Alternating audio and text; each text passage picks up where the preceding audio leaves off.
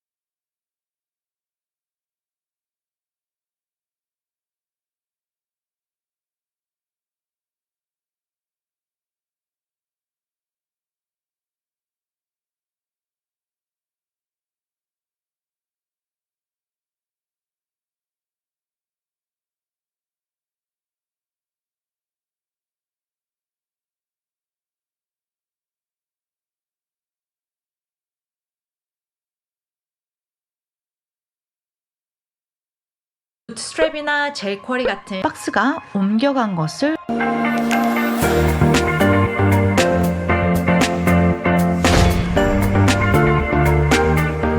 안녕하세요. 안녕하세요 여러분, 드림코딩의 엘리입니다. 지금 여러분들은 프론트엔드 개발자 되기 입문자편 강의를 보고 계십니다. 지난 HTML 강의에서 제가 여러분들께 아주 특별한 선물을 드렸는데요. 그것은 어떤 웹사이트를 보시든 박스들로 쪼개어서 볼 수 있는 아주 스페셜한 안경이었어요. 그리고 지난 CSS 시간에는 우리가 HTML에서 잘 정의한 태그들 중에 우리가 원하는 것만 쏙쏙 잘 골라낼 수 있도록 selectors, 선택자에 대해서 얘기를 했는데요. 눈으로만 공부하시지 말고 제가 좋은 게임 사이트를 알려드렸죠. 게임을 하면서 어떻게 selectors를 쓸 수 있는지에 대해서 좀 연습을 해보라고 말씀해 드렸어요. 그러면 그것을 잘 따라왔다는 가정하에 오늘은 조금 중요한 얘기를 해보려고 하는데요. 여러분들은 웹사이트를 만들 때 어떤 것이 가장 중요하다고 생각하시나요? 웹사이트를 만들 때는 우리가 잘 정의한 이런 박스들을 원하는 위치에 그리고 원하는 사이즈로 배치할 수 있는 것이 가장 중요합니다. 이것을 하기 위해서는 CSS에서 가장 기본이 되는 디스플레이와 포지션에 대해서 아시는 것이 좀 중요한데요. 이것이 너무 간단해서 쉬워 보이지만 사실 현업에서 박스들 위에 또 다른 박스를 올리고 이렇게 스태킹이 많은 상태에서 이 디스플레이와 포지션을 좀 잘 이해하지 못하면 금방 무너져 내릴 수가 있습니다. 그래서 오늘 이 강의를 통해서 내가 포지션과 디스플레이는 완벽하게 이해하고 내가 여기서 끝내겠다라는 마음가짐으로 이 영상을 처음부터 끝까지 좀 집중해서 보셨으면 좋겠고요. 이 영상 제일 끝부분에 제가 여러분들께 개인적으로 하고 싶은 말을 좀 넣어볼 생각인데요. 영상을 끝까지 보시고 제일 마지막 부분도 확인해 주시면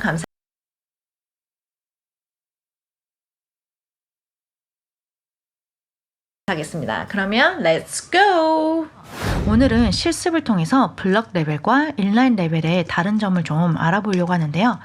블럭 레벨의 대표 주자인 div와 인라인 레벨의 대표 주자인 우리 스판을 가지고 한번 알아보려고 해요. 우리가 이제 CSS를 배웠으니까요.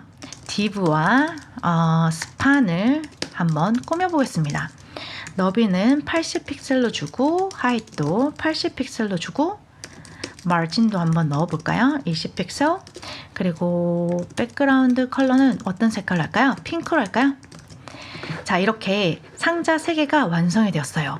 그런데 우리가 스판도 꾸몄는데 지금 스판은 안 나오죠? 바로 스판은 안에 내용이 있어야 표기되기 때문이에요. 이게 왜 그런지는 조금 이따 보여드릴게요. 자, 여기서 우리 div랑 스판을 조금 확실하게 구분하기 위해서 색깔을 다른 걸로 만들어 보겠습니다. 그리고 스판은 파란색으로 한번 만들어 볼게요. div는 기본적으로 블럭 레벨이라서 한 줄에 하나씩 나오고 스판은 기본적으로 인라인 레벨이기 때문에 한 줄에 공간이 많으면 여러 개가 동시에 나오는데요. 이 기본값은 바로 CSS를 통해서 변경이 가능하다고 말씀드렸는데요. 바로 그것이 디스플레이입니다. 디스플레이를 스판을 인라인에서 블럭으로 바꾸면 div와 같이 이렇게 한 줄에 하나씩 나오는 걸 확인할 수가 있죠.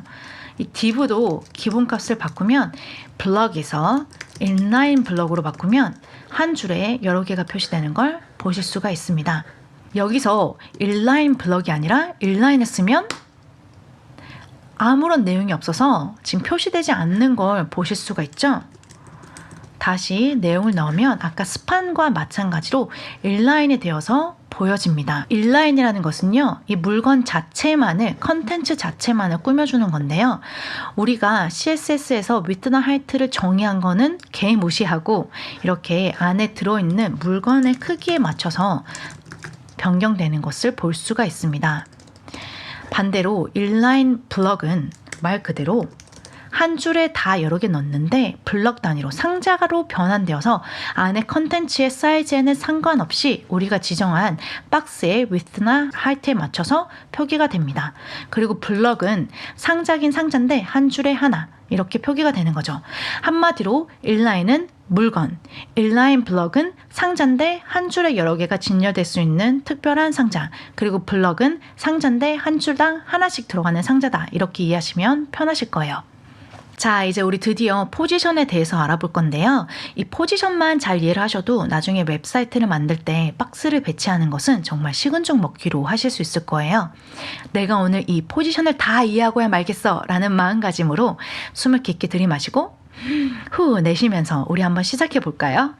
제가 이 바디 안에 태그들을 굉장히 많이 작성해 놓았는데요. 컨테이너라는 클래스를 가진 아티클 안에 div라는 아이템들을 많이 정의해 놨어요. 이렇게 스크롤링이 가능할 정도로 굉장히 많은 아이템들이 있는데요. 이 클래스 컨테이너와 박스를 이용해서 한번 포지션을 완벽하게 이해해 보도록 하겠습니다. 자, 우리가 시작하기 전에 이 박스는 우리가 너비, width와 height을 이용해서 크기를 조정할 수 있는 것을 좀 보여드렸는데요.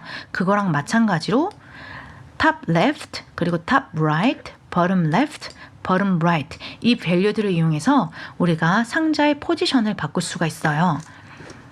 컨테이너의 포지션을 우리가 바꾸고 싶다면 왼쪽에서부터 20픽셀 떨어뜨리고 위에서부터 20픽셀 떨어뜨려 볼게요. 그런데 아무런 반응이 안 나타나죠?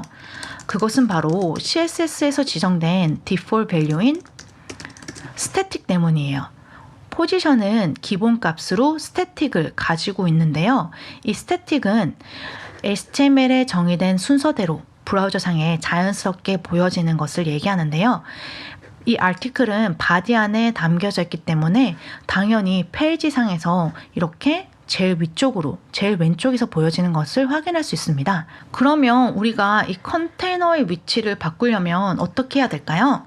바로 포지션의 값을 바꿔줘야 됩니다.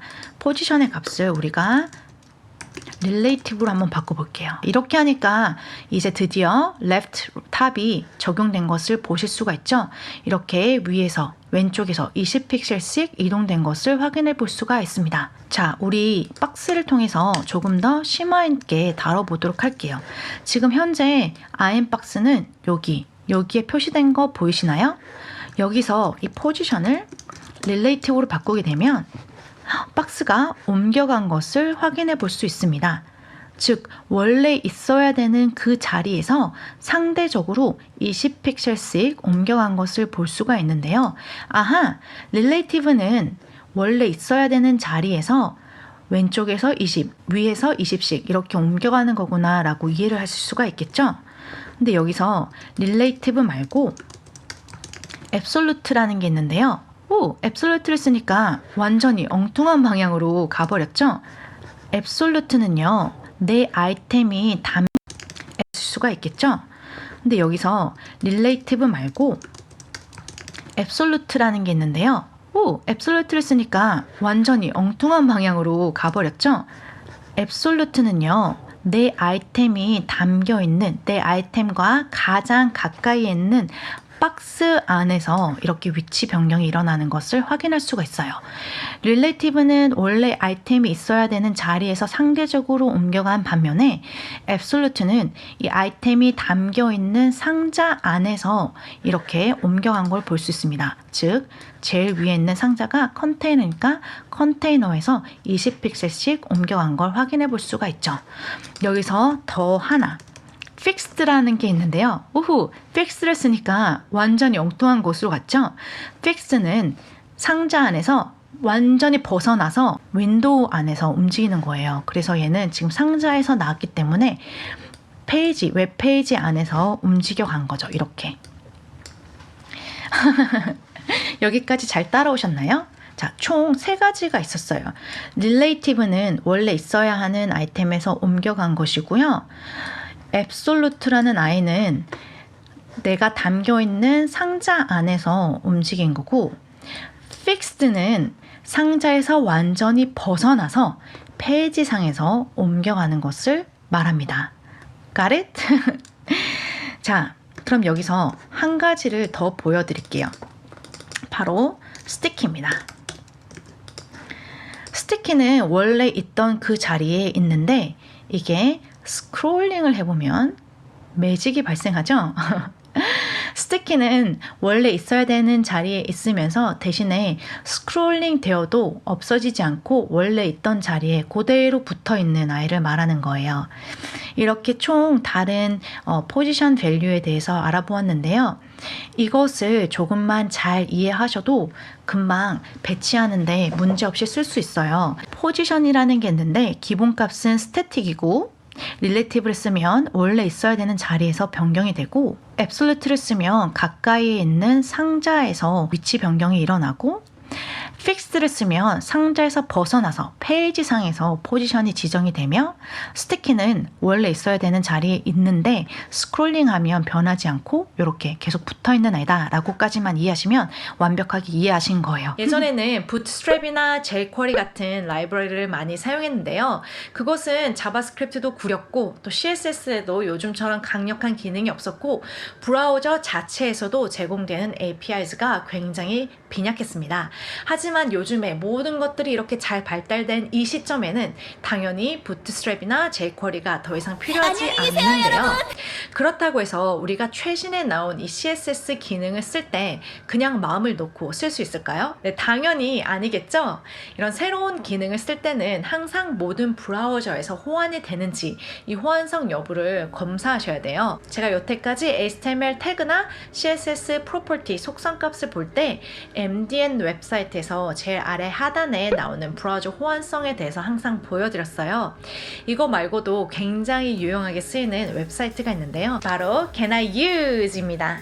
canIuse.com에 가시면요. 어떤 속성값이 얼마나 많은 브라우저에서 지원이 되는지 그리고 각각 브라우저에서 전 세계적으로 얼마나 많은 사용자들이 쓰고 있는지에 대해서 나와 있는데요. 대체적으로 오늘 알려드린 것들은 모든 브라우저에서 다 호환이 되는데요. 제일 골칫거리인 인터넷 익스플로러에서는 호환이 잘 안 될 수가 있어요. 하지만 전 세계적으로 1점 초반대 정도로 굉장히 낮은 사용자가 있어서 별로 걱정을 안 하고 쓰셔도 되는데요. 해외에서는 인터넷 익스플로러는 걱정 안 하고 그냥 무시하고 개발하고 있다고 보시면 될 것 같고요. 간혹 엣지에서 지원이 안 되거나 이렇게 부분적으로 지원이 되거나 조금 오래된 버전은 나중에 우리 포스트 CSS와 같은 프레임워크를 쓰게 되면 우리는 최신 CSS 버전으로 깔끔하게 코드를 작성하고 이 프레임워크가 뒤에 버전들을 지원해주기 위해서 프리픽스를 넣는다든지 좀 약간 우리를 대신해서 더러운 작업들을 해주게 됩니다. 그러니까 이렇게 배우실 때는 너무 많은 걱정을 하시지 마시고 일단 요즘에 많이 쓰이는 최신의 것들을 좀 배우시길 강추해드려요. 네, 항상 발전하시고 성장하는 그런 멋진 개발자분들이 되길 바라실게요. 그러면 안녕히 계시고요. 언제나 Don't forget to code your dream. Bye everyone!